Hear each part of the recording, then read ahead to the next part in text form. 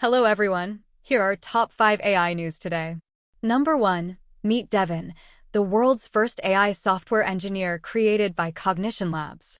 This advanced model can code, build apps, train itself, and even take on freelance jobs. Number 2.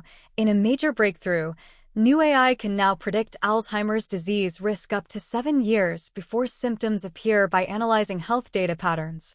Number 3. Elon Musk boldly claims AI will outsmart individual humans by 2024 and the entire human race combined by 2029, though tech leaders disagree on the AGI timeline. Number 4. OpenAI's upcoming AI model Sora can generate lengthy 60-second videos from text prompts and will launch publicly later this year at pricing similar to DALL-E. Number 5. Google unveils Mira, an innovative AI assistant that can play games alongside humans by understanding virtual worlds and following instructions seamlessly.